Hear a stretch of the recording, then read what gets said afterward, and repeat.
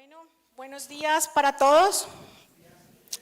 Para mí es una oportunidad, cada vez que el Señor me permite compartir su palabra, es un reto.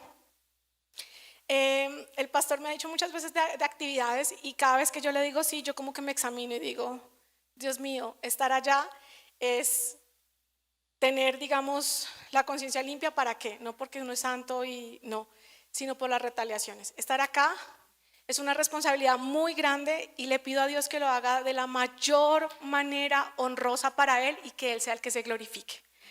El pastor está llevando unos temas y el pastor tenía previsto para hoy el tema de la consolidación. ¿Quiénes llevan más de 5 años acá en la iglesia?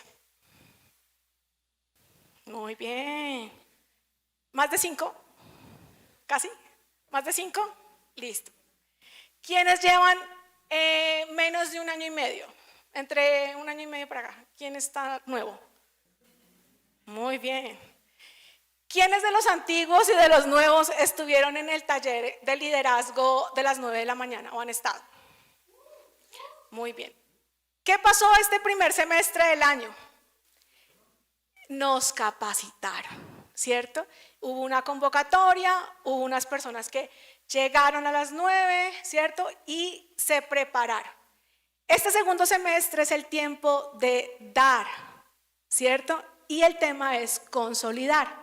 ¿Dónde creen ustedes que está el mejor ejemplo de consolidación de la iglesia? ¿En qué parte de la Biblia creen ustedes? ¿Dónde creen que está el modelo de consolidación? En Hechos, muy bien. No se me vayan a dormir. En Hechos, cuando a Sarita, tú que eres teacher, investigadora, te dicen, tengo un modelo, ¿tú qué es lo primero que buscas con lo que te están planteando? ¿La fuente?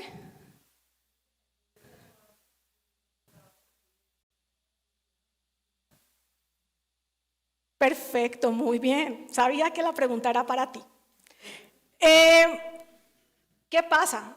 Muchas veces nos han hablado del modelo, pero no hemos indagado quién escribió Hechos, quién escribió el modelo, por qué lo trajo y cómo se desarrolló y por qué se desarrolló. Hoy voy a empezar a hablarles del modelo de Hechos 1 y 2 para la consolidación de la iglesia.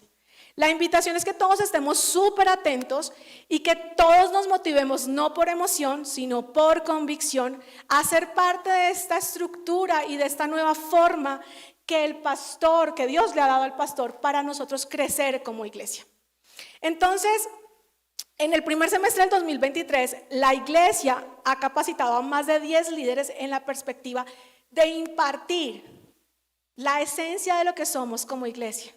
Muchos de nosotros podemos llevar 10 años, 5 años, 2 años y nosotros no sabemos cuál es la esencia de la iglesia, ¿cierto? Hace unos 5 meses empezó un tiempo de capacitación, ¿cierto, Adi? Hablamos de la misión, la visión, los principios.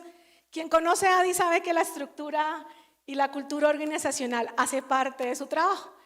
Y en la iglesia el pastor empezó desde lo básico para que tanto antiguos y nuevos pudiéramos entender cuál era la esencia de nuestra iglesia.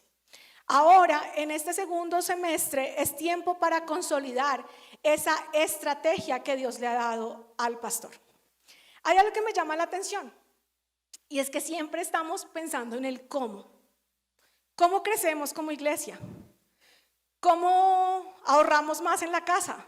Y los cómo nos atormentan. Les tengo una buena noticia.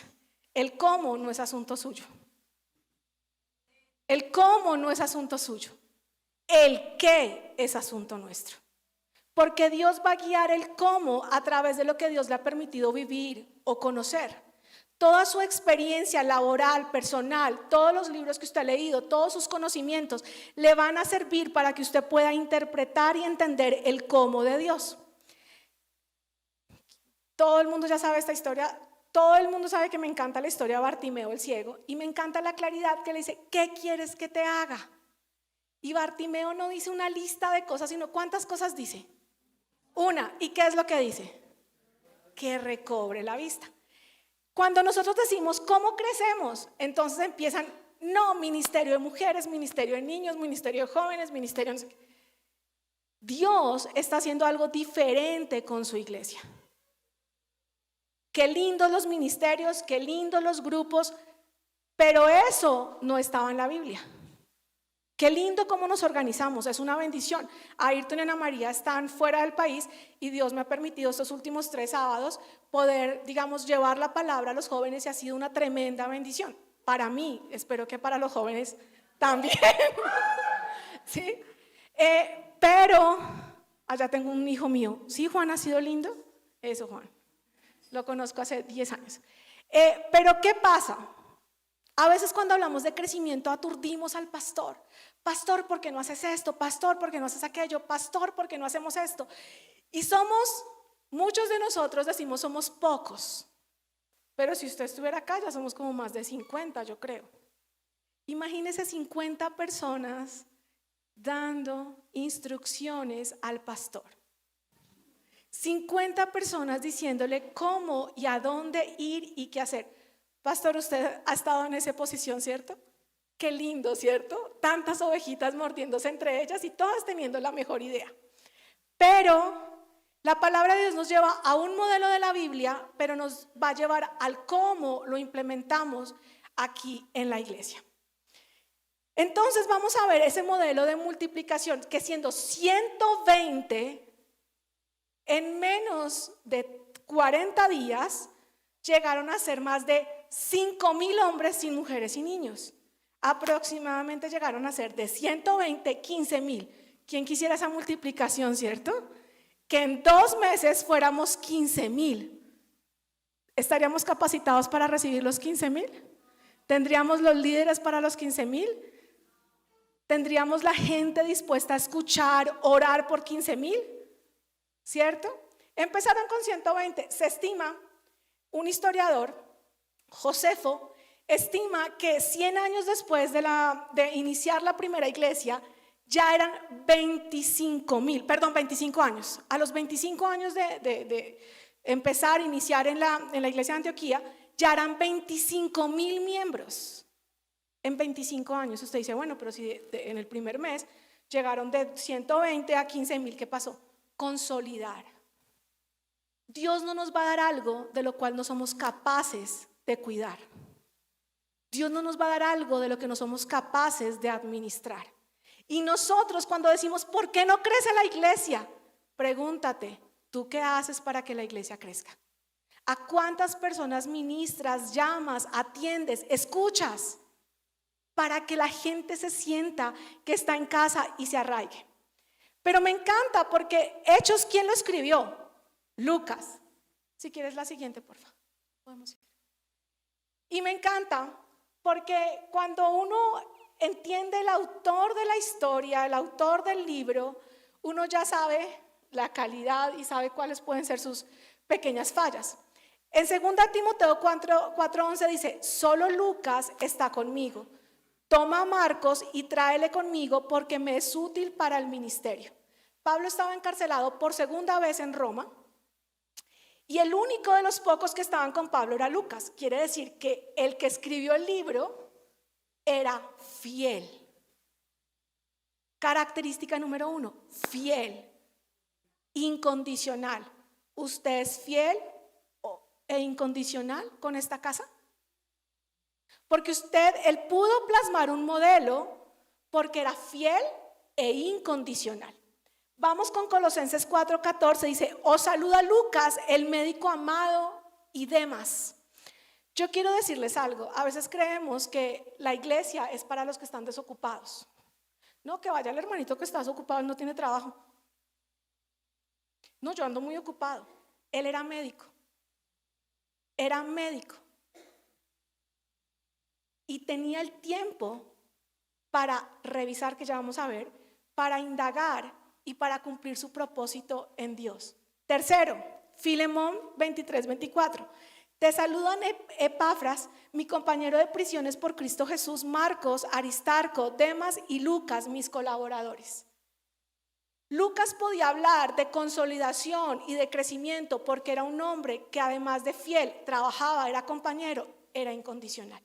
Y dice, mi compañero, ¿se puede ver? ¿O la letra es muy chiquita? ¿Sí? Dice, mi compañero y colaborador.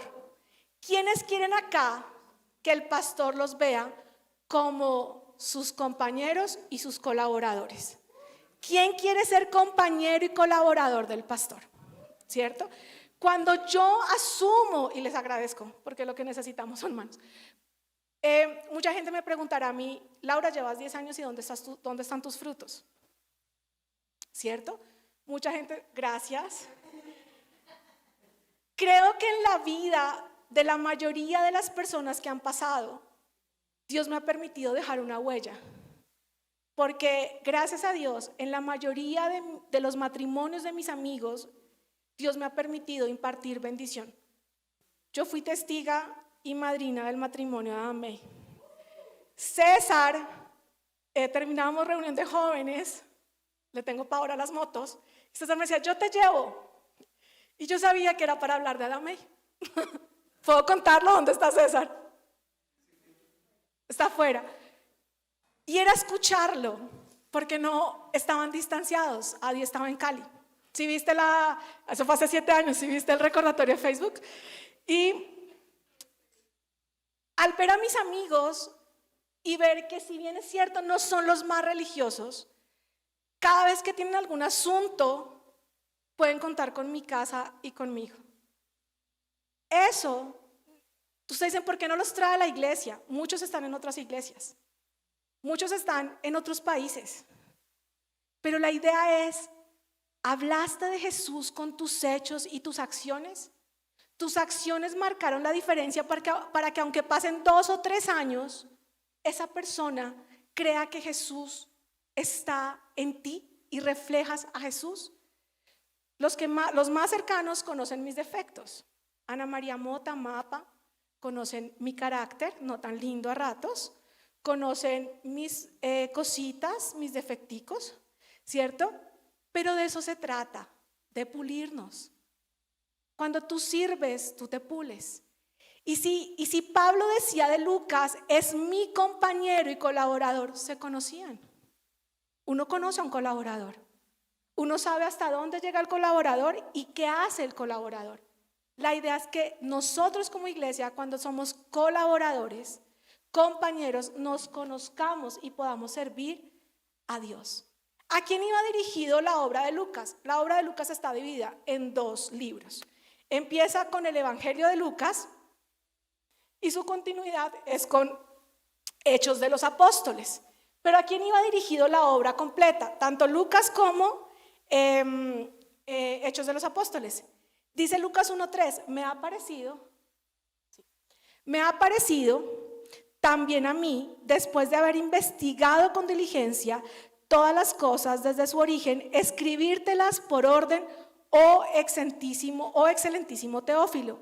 Hechos 1:1 dice, en el primer tratado, oh Teófilo, hablé acerca de todas las cosas que Jesús comenzó a hacer y a enseñar. Tanto el Evangelio de Lucas como Hechos de los Apóstoles iba para Teófilo. Teófilo es amado de Dios.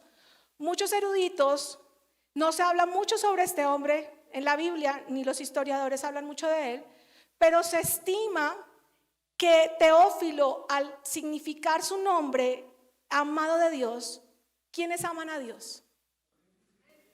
La obra de Lucas y de Hechos de los Apóstoles va para todos nosotros.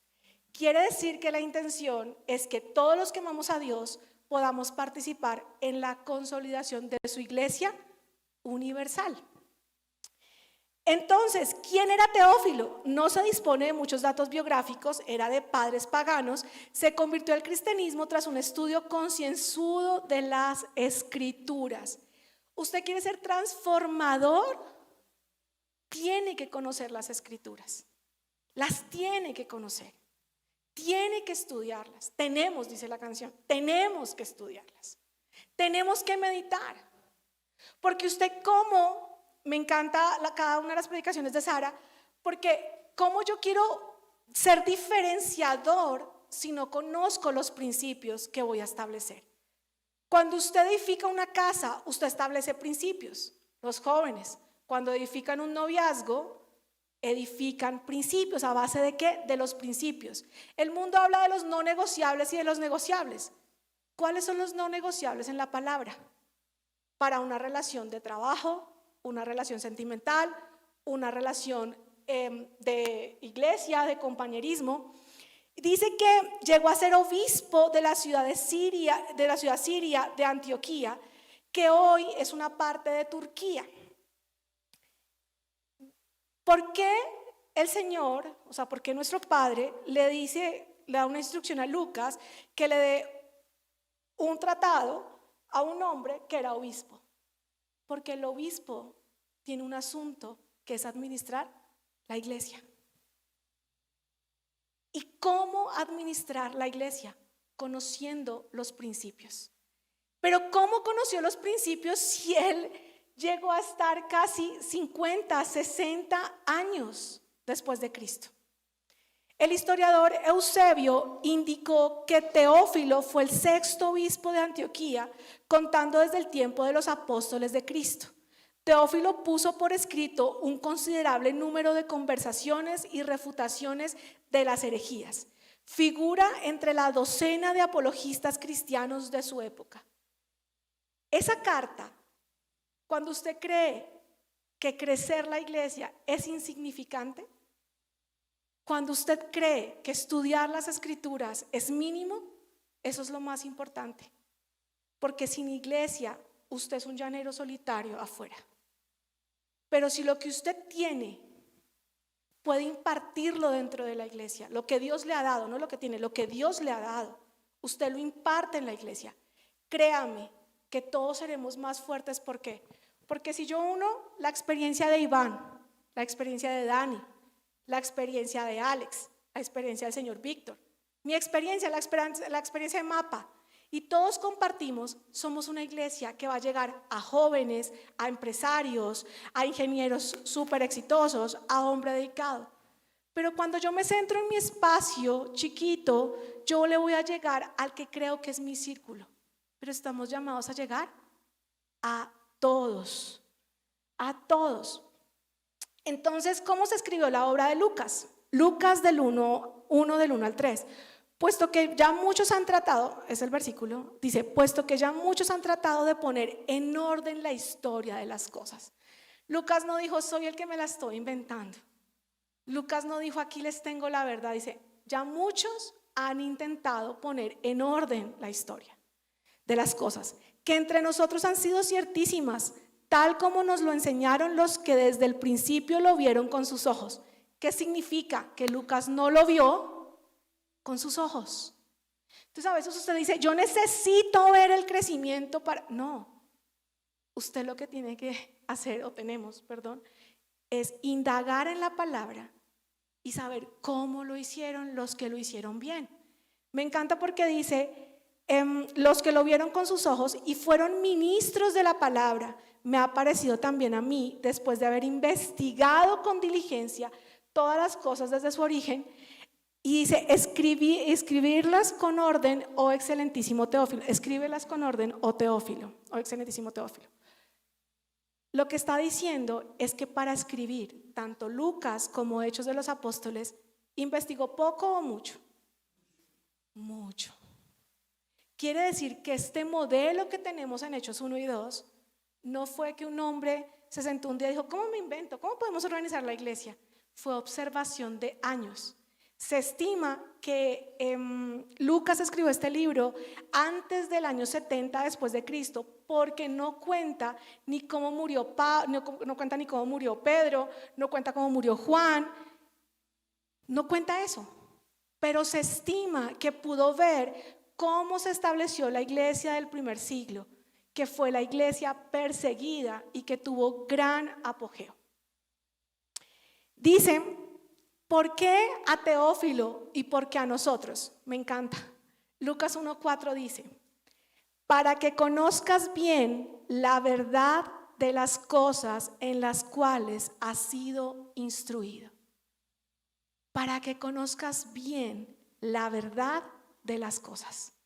Aquí no venimos a hablarles de motivación. Convencida estoy del material que el pastor ha desarrollado. Para los que han estado por más de 10 años, aquí hubo una universidad, hay una universidad, aquí hubo un cuerpo de teólogos impresionante.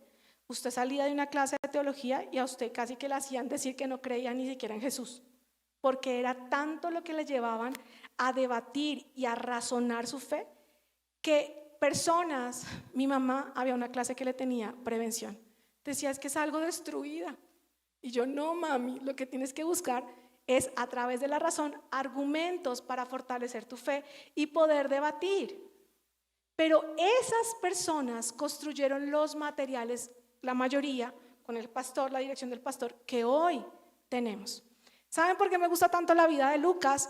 Porque hace tiempo atrás, ¿quiénes estuvieron conmigo en los evangelios sinópticos? ¿Quiénes fueron mis alumnos en evangelios sinópticos? Díganme si no es un encanto, es una belleza, hay que repetirlo. Cuando uno estudia los evangelios sinópticos y estudia la parte personal de cada uno de los evangelistas, entiende el mensaje. Porque si yo hablo con Manu, que ayer fui imprudente, perdón, si yo hablo con Manu y nos dan la misma palabra, la experiencia de Manu y la mía es distinta, diferencia de edad, diferencia de estructura familiar, diferencia de experiencias, pero Dios es el mismo. Dios es el mismo. Y cuando entendemos que Lucas lo que buscaba él era un hombre de ciencia, era médico, buscaba presentar la verdad y buscaba instruir. ¿Cómo ser una iglesia sana? Vamos a estudiar algunos elementos del libro de Hechos de los Apóstoles para llegar a tomar conciencia de la importancia para impactar nuestro entorno. A los jóvenes, ¿qué les digo? ¿Venimos a divertirnos?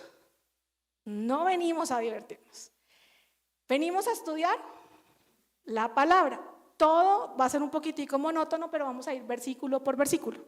En Hechos 1, del 8 al 9 dice: pero recibiréis poder cuando haya venido sobre vosotros el Espíritu Santo, y me seréis testigos en Jerusalén, en toda Judea, en Samaria y hasta lo último de la tierra.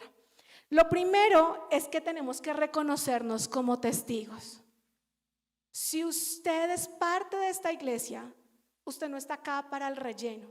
Aquí el pastor no compite con la confra y no se llama al pastor. ¿Cuántos estuvieron en su servicio? No, a él no le importa la silla. ¿Sí? Lo he visto en 10 años. Pero usted está acá y se ve como testigo, se ha preparado como testigo. Si estuviéramos en un juicio, ¿el testigo qué hace? ¿Inventa? Él testifica, da fe, cuenta algo que sucedió. ¿Usted sabe qué sucedió? ¿Usted sabe qué dice la Biblia? ¿Usted puede testificar del Dios que dice creer? Y dice que, me encanta que dice, y me seréis testigos en Jerusalén, en toda Judea, en Samaria y hasta lo último de la tierra. En lo último de la tierra está Bogotá, Colombia. Y estamos llamados a ser testigos ayer, hoy o siempre. Perfecto, muy bien. Del versículo 13 al 14 dice: y entrados subieron al aposento alto donde moraban Pedro y Jacobo, Juan, Andrés, Felipe, Tomás, Bartolomé, Mateo, Jacobo hijo de Alfeo, Simón el celote y Judas hermano de Jacobo. Todos estos perseveraban unánimes en oración y ruego con las mujeres y con María la madre de Jesús y con sus hermanos. Yo puedo reconocer que soy testigo, pero aborrezco a mi hermano. A mí que no me pongan a Laura al lado. No me la soporto. No se calla. Es no sé qué. ¿Cierto? Aborrecemos a nuestra... No, es que me cae gorda. La vez pasada se comió la última empanada. Y yo venía de estar con los niños. ¿Cierto? Los de alabanza bajan siempre a donde los niños se comen todo lo que dejan. Y no le dan a nadie más en la iglesia. Y andamos con pleito. ¿Sí, Dani? Andamos con pleitos, con rabias, con iras. Pero si aborrecemos a nuestro hermano, no podemos decir que amamos a Dios. Le pido perdón públicamente a la persona que la haya herido. Pero en la iglesia yo no tengo una doble vida. Pero en la iglesia, mi familia y yo sufrimos mucho dolor, no en esta, en nuestro caminar. Yo fui bendecida porque el Señor, creo que con mi corazón dice, si a ella la hieren demasiado, se va de los caminos de Dios. Pero vi cómo maltrataron a mi papá y a mi mamá siendo unos servidores íntegros. Y cuando usted se centra en el dolor, en lo que pasó, mi familia y yo no estaríamos acá, ni seríamos creyentes. Persecución, mentiras, murmuración, de todo hemos podido ver. No quiero desanimarlos, ¿no? Pero usted no tiene que mirar si el hermano falló. Usted sea testigo. Y mire lo que dice la palabra. ¿Cuánta gente vivía junta? Rectifique el versículo. ¿Y ellos eran solos? ¿Tú dejarías que Iván fuera a predicar y se fuera solo sin ti, sin Jerónimo? No. Entonces, esos hombres, los que estuvieran casados, Pedro al menos estaba casado, ¿cierto? Y el Señor habla de su familia. Si la esposa no se la pasaba 100%, lo visitaba seguido. ¿Ustedes podrían vivir con la hermanita de la iglesia y con su familia? Es juntos, pero no revueltos, ¿cierto? Un día lastimé el corazón de mi mejor amiga porque me dijo, Lau, ¿por qué no nos vamos a vivir juntas? Le dije, nos matamos. Y las dos somos temerosas de Dios. Y después viví con una niña de la iglesia que llegó de Francia y ella como que mi amiga decía, yo no puedo entender que yo soy como su hermana, no puede vivir conmigo, pero puede vivir con una extraña. Ahí está, somos iglesia, tenemos que poder vivir nosotros, todos. Y el segundo consejo que nos da Hechos es que reconocemos que somos testigos y lo segundo es un liderazgo sólido, perseverando en la oración. Usted dice aquí, yo no soy líder, pero si a usted le han dado una encomienda de la cena, la encomienda del alfolí, la encomienda de la batería, la encomienda del piano, la encomienda de la alabanza, usted es un líder. ¿Convive en unidad con los otros líderes? ¿Se preocupa a veces por orar por el otro líder? ¿Le interesa en la semana saber cómo estuvo esa persona? El versículo 15 dice, en aquellos días Pedro se levantó en medio de los hermanos, entre paréntesis, y los reunidos eran como 120 en número. La consolidación de la iglesia inicia con solamente uno que se levante. Uno que se levante. ¿Cuántos se quieren levantar el día de hoy y a partir de hoy a consolidar la casa de Dios? Si era uno y hizo tanto, levantaron la mano como 8. Imagínense cuánto podríamos hacer 8. A los que no levantaron la mano, tranquilos, dentro de 8 días predicamos lo mismo. Mentiras, hasta que los convenzamos, mentiras. Dice el versículo 24, y orando dijeron, tú Señor, que conoces los corazones de todos, muestra cuál de estos dos has escogido para que tome la parte de este ministerio y apostolado de que cayó Judas por transgresión para irse a su propio lugar. Necesitamos saber cuál es el equipo para iniciar la obra y hay una invitación para ser parte del proceso. Eran 12, Judas traicionó y se ahorcó, ¿cierto? Quedaba un cupo. Ellos podían empezar, iniciar, pero ¿qué hizo Pedro? Se levanta y dijo, tenemos que completar el equipo para poder iniciar. ¿Quién quiere completar el equipo de esta nueva alianza con Dios? Si ven que voy preguntando para ver si los motivo cada vez más y parece que van bajando. No está funcionando la estrategia. En el versículo, ya vamos en Hechos 2. Entonces, en Hechos 1 vemos 4 cosas importantes en Hechos 1.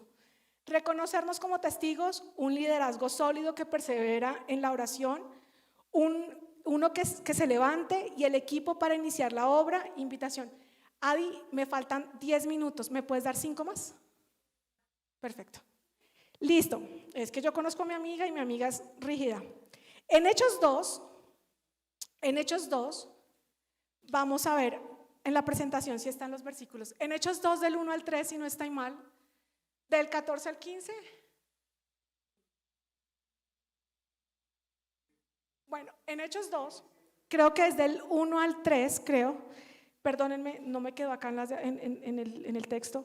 Dice, entonces Pedro, poniéndose en pie con los 11, alzó la voz y les habló diciendo, varones judíos y todos los que habitáis en Jerusalén, esto os sea notorio y oíd mis palabras, porque estos no están ebrios como vosotros suponéis, puesto que es la tercera hora del día. No, vuelvo y digo, es la hora tercera del día. Levantarse y hablar con los no conversos. Uno que se determine motiva a otros. Cuando el equipo esté completo, estamos listos para iniciar como iglesia a salir y atraer a los no conversos. Qué lindos nosotros, ¿cierto? Ay, cuando estemos en el paraíso, ¿te verás tan lindo? Fuchi que es pecador. Y no nos da ni siquiera misericordia por nuestra familia, que se pierde. ¿Tenemos dónde pescar? Como el pastor hablaba hace unos domingos. ¿Tenemos dónde pescar? Mucho. Dice el versículo 37 al 41 de Hechos 2. Al oír esto, se compungieron de corazón y dijeron a Pedro y a los otros apóstoles, varones hermanos, ¿qué haremos? Pedro les dijo, arrepentíos y bautícese cada uno de vosotros en el nombre de Jesús para perdón de los pecados y recibiréis el don del Espíritu Santo, porque para vosotros es la promesa y para vuestros hijos y para todos los que están lejos, para cuantos el Señor nuestro Dios llamare. Y con otras muchas palabras testificaba y los exhortaba diciendo, sed salvos de esta perversa generación. Así que los que recibieron su palabra fueron bautizados y se añadieron aquel día como 3,000 personas. Usted dice, listo, Laura, pero ¿de qué debo hablar cuando salga y haga parte del equipo? El mensaje es claro, arrepentimiento y conversión. El arrepentimiento es un cambio absoluto, es un cambio de pensamiento, ¿cierto? Es un cambio de dirección. Y la conversión, dice Hechos 3:19, si no estoy mal, dice, arrepentíos y convertíos y vendrán tiempos de refrigerio. Ese es nuestro mensaje. Nuestro mensaje no es distraer. Usted puede hacer dinámica la palabra, pero su finalidad no es distraer, porque para distracciones está el mundo. Usted y yo lo que debemos buscar es ser testigos y dejar grabada, ¿cierto? Tanto en la mente como en el corazón de cada persona, la palabra y el mensaje de Dios. Ya tenemos el mensaje. En el versículo, entonces, ¿cuál es el mensaje? Está clarísimo el mensaje en Hechos 2 del 37 al 41. Hechos 2:42. Y perseveraban en la doctrina de los apóstoles, en la comunión, unos con otros, en el partimiento del pan y en las oraciones. Iglesia, compartir el pan es tan importante, porque obvio usted tiene que hacer un ambiente propicio y que la persona no se sienta que se está muriendo con el pan que se está comiendo porque usted lo está exhortando, tratándolo mal, ¿no? O sea, comer el pan es hablar el mensaje hermoso del Señor, y en la misma palabra va a hacer que el Espíritu Santo revele esa palabra y esa persona sea exhortada de sus faltas, pecados, defectos de carácter. Piense cuándo fue la última vez que usted compartió el pan con un hermano de esta iglesia. Porque si usted es miembro de esta iglesia, ¿cuándo fue la última vez que usted compartió el pan con alguien de esta iglesia? Y dice que perseveraban en la doctrina de los apóstoles, comunión y partimiento del pan y de las oraciones. A veces nos quedamos en las oraciones, pero no compartimos el pan. María del Mar, ¿te ha gustado compartir el pan con nosotros? ¿Cierto? La pasamos bien. Nos conocemos. Hechos 2 del 43 al 47, manifestación de la unidad. Todos estaban asombrados a causa de los muchos milagros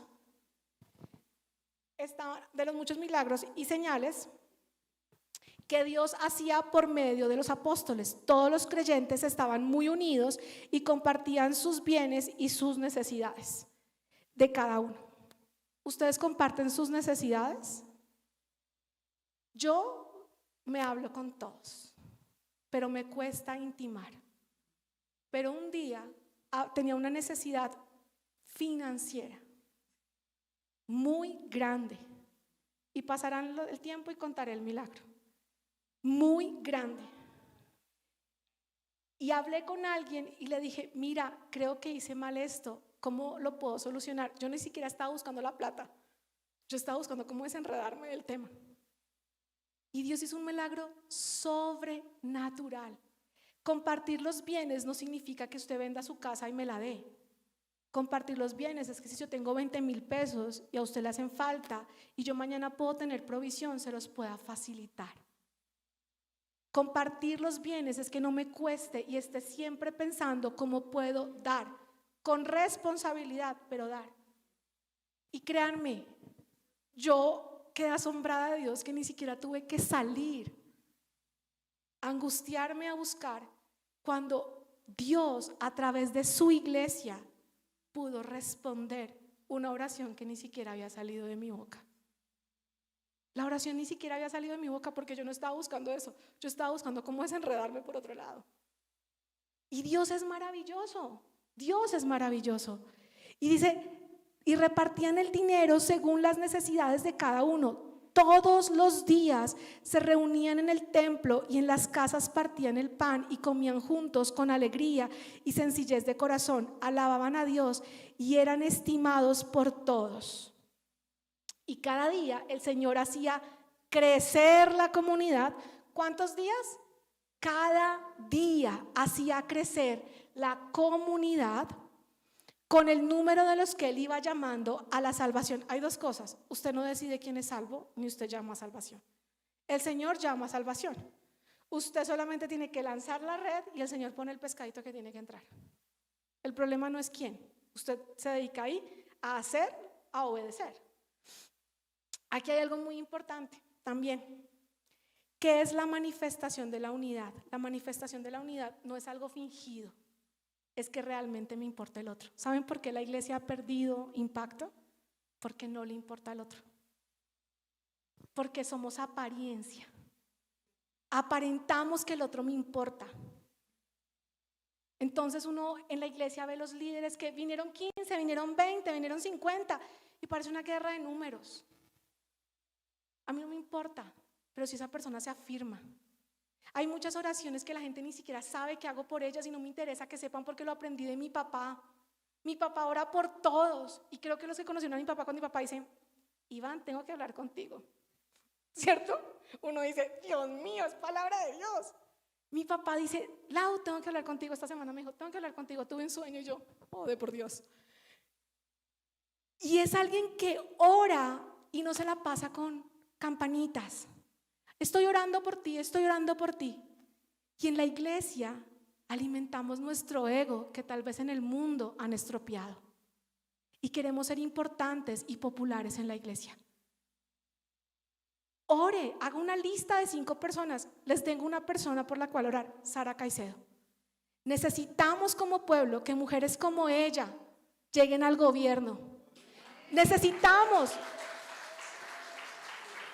Si nosotros, siendo 50, todos los días oráramos por ella, habría camino derecho para ella y para su propósito.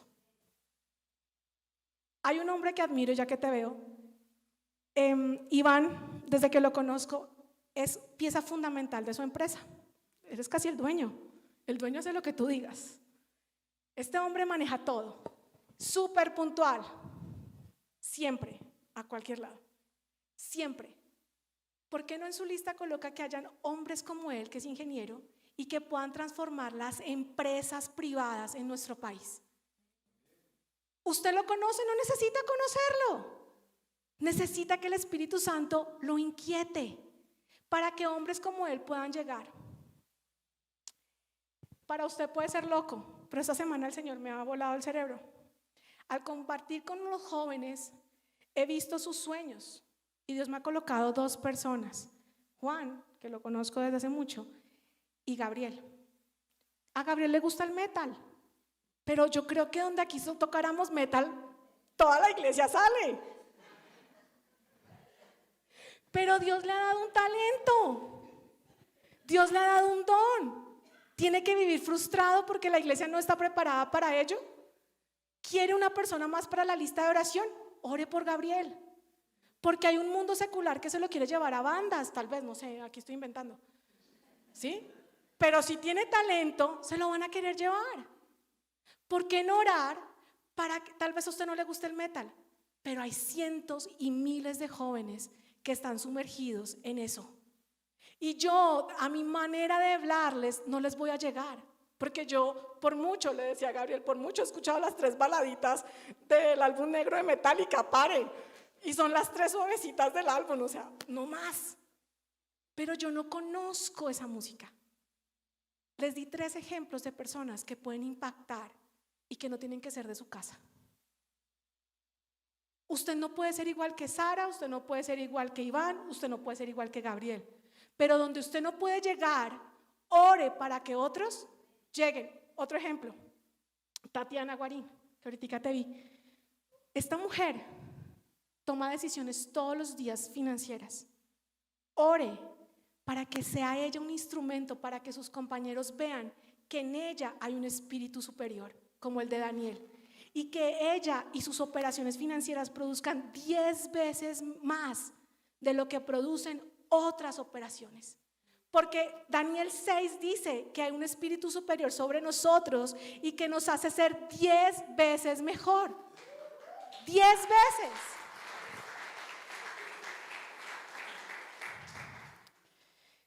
Ya se me pasó el tiempo hasta los 5 minutos.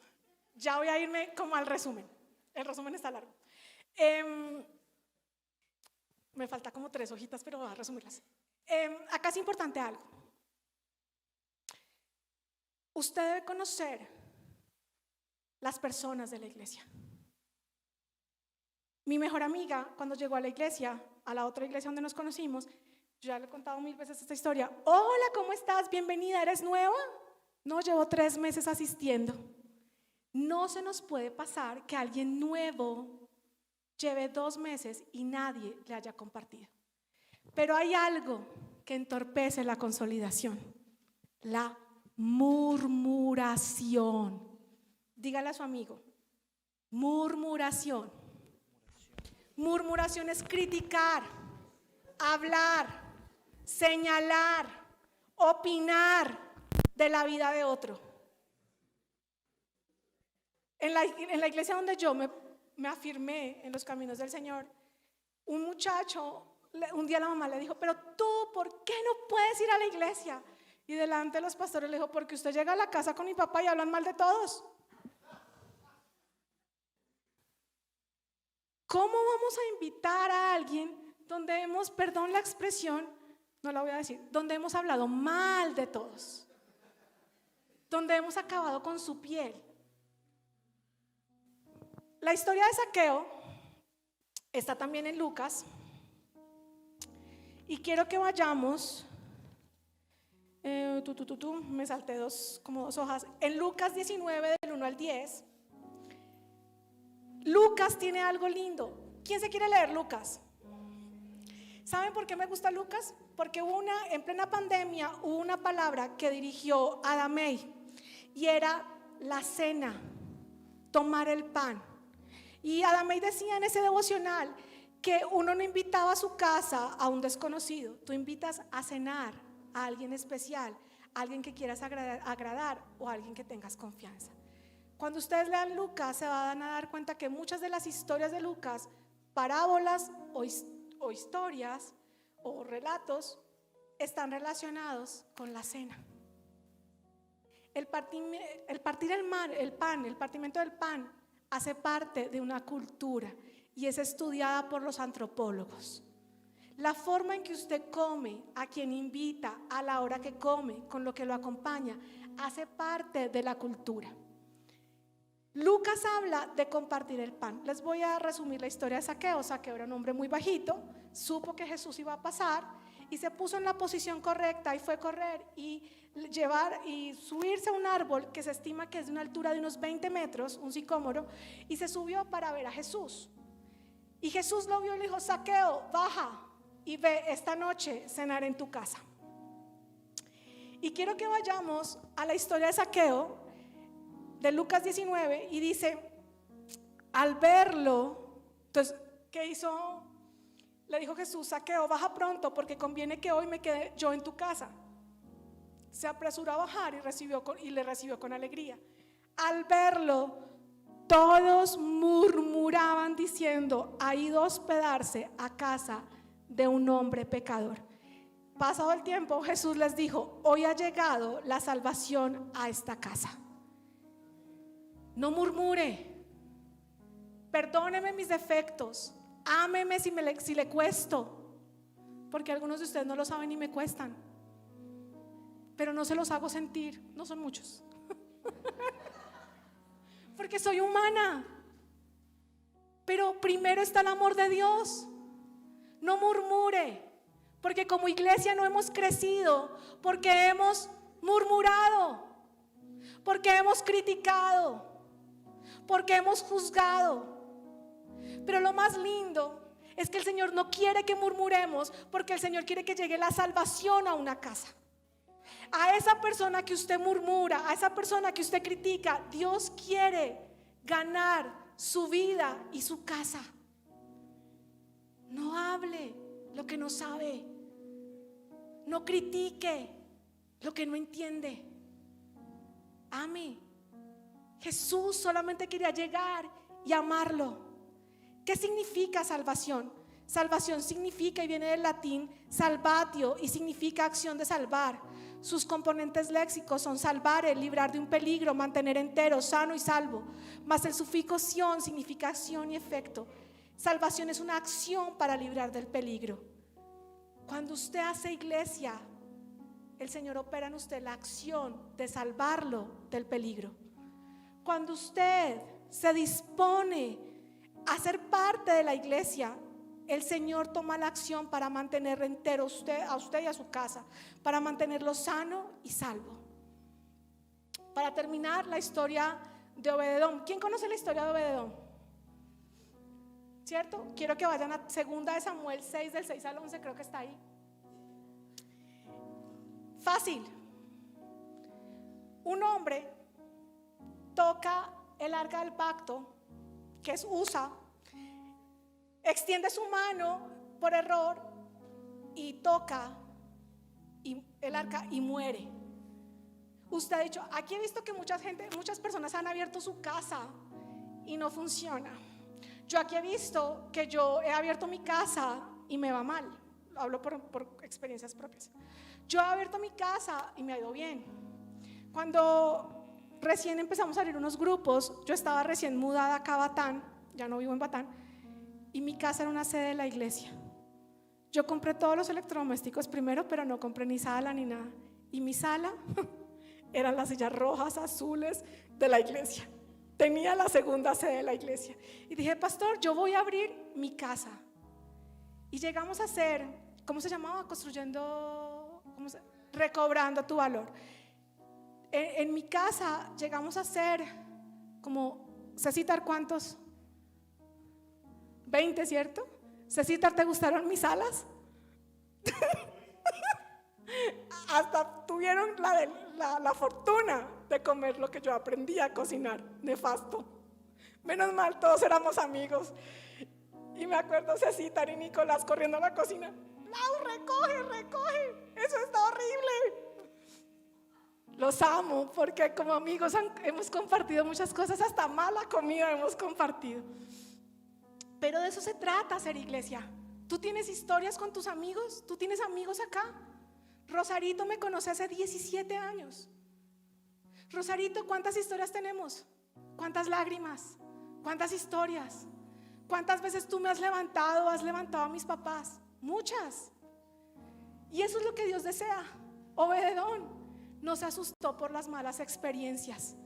Obededón abrió la casa de su casa, abrió la casa para el arca de Dios. Y dice que en 3 meses fue prosperado. 3 meses.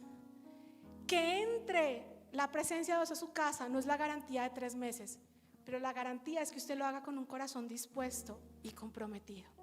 Este hombre se preocupó por conservar la presencia en su casa. Y hoy la invitación es que abramos nuestras casas para que nuestros vecinos, nuestras familias lleguen. Que esas sillas que estén vacías sean llenas, no por el ego, no por alimentar que somos más, sino porque van a ser vidas y familias restauradas. Yo vivo en Masuren ahora y siento que vivo muy lejos. Yo vivía aquí en Batán y siento que todo el mundo estaba más cerca. Y vivía con la mentira de que nadie iba a llegar a mi casa. Y hace 8 días fueron a mi casa y yo esperaba 5, compré comida para 5, conmigo 6 y llegaron 12. Y el Señor me hablaba, o sea, no tanto la voz de Dios, sino a mi razón. Tenías temor de que no llegaran. Y en una invitación doblé tu expectativa. Abra su casa, Dios la llena. Disponga su corazón, Dios va a bendecir su casa. ¿Quieren la bendición de Obededón? 3 meses. Dios lo prosperará a usted y prosperará todo lo que está en sus manos. La pregunta hoy es: para compartir el pan se necesitan casas dispuestas a abrir sus puertas. ¿Estás dispuesto a ser parte de este sueño de salvación? ¿Quieres abrir tu casa? Entonces yo le voy a pedir que si usted ha decidido, lo está pensando, esto no es una firma con sangre, abrir su casa, sí, hay toda, no me puedo retractar. Levántese si usted toma la decisión o la intención hoy de abrir su casa como lugar y sede para un grupo de integración. Póngase en pie y vamos a orar. Yo estoy ahí también en pie. Póngase en pie. No se preocupe quién va a llegar, no se preocupe quién va a dar la palabra, no se preocupe cómo. Solamente le dígale: como Obededón, como Zaqueo, bajo de este árbol y corro a preparar mi casa para que tú la visites. Padre amado, yo te pido hoy en el nombre de tu Hijo Jesús que te glorifiques en esta tu casa. Glorifícate en esta tu iglesia. Padre amado, Señor, el tiempo del dolor, el tiempo de la lluvia ha pasado. Y este es el tiempo de la restauración y de la restitución al corazón de mis pastores, de nuestros pastores.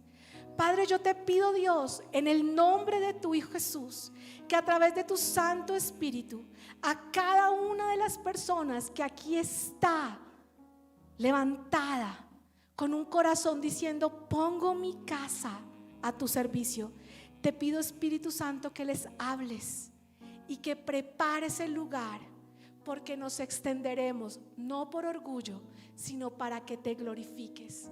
Señor, glorifícate en cada grupo de integración. Padre, que sea manifiesto que somos tus siervos y vuelve el corazón de los hombres a ti, Señor, a través de esta tu obra, Señor. Te lo pedimos, Padre, en el nombre de tu Hijo Jesús. Amén y amén. Les pido a los que se pusieron en pie que por favor a la pastora o a Adamey, pastora, a ti o a Adamey, a la pastora se acerquen y den sus datos, su lugar, dónde está, localidad, dirección, teléfono, y si estaría dispuesto para que fuera desde agosto o septiembre. Queremos iniciar en el mes de agosto. Fácil, localidad, dirección, teléfono y cuándo podríamos contar con ese lugar. Este era el tema de hoy. Espero se lleven la palabra en su corazón y que haya sido de bendición.